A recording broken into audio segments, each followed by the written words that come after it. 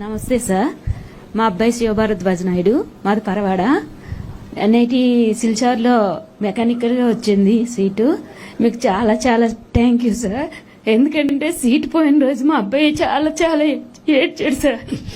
అమ్మ, దేవుడు మమ్మల్ని ఆల్రెడీ పనిష్ చేశాడు, మళ్ళీ ఇదంతా ఏంటమ్మా, మేము కష్టపడి చదువుకున్నాం కదా, మళ్ళీ ఇప్పుడు కూడా మళ్ళీ మాకు ఈ పనిష్మెంట్ ఏంటమ్మా అని నా వాళ్ళు పడుకొని అడిగాడు సార్.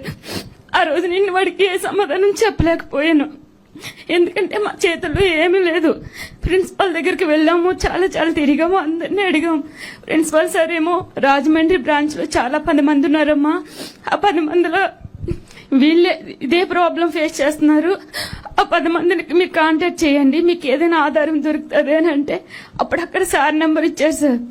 అక్కడ మాట్లాడితే ఆ సార్ అన్నారు, ఇలా సార్ దాకా వెళ్ళింది విషయం, సార్ ఆల్రెడీ దీని గురించి మాట్లాడుతున్నారు, 2 రోజుల్లో జీవో పాస్ చేస్తారంట, మీరెవరు టెన్షన్ పడకండి అమ్మా, మీకు న్యాయమే జరుగుతుంది అని చెప్పారు సార్. న్యాయమే జరుగుతుంది కానీ అన్యాయం చేయరమ్మా అని చెప్పారు సార్. నిజంగా మీకు పాదాభివందనాలు సార్. మా పిల్లల భవిష్యత్తుకి దేవుడు అన్యాయం చేసినా మీరు న్యాయం చేశారు సార్. నమస్తే సార్. దేవుడు పరీక్ష అమ్మా, దేవుడు పరీక్ష నేను బలంగా నమ్ముతున్నాను.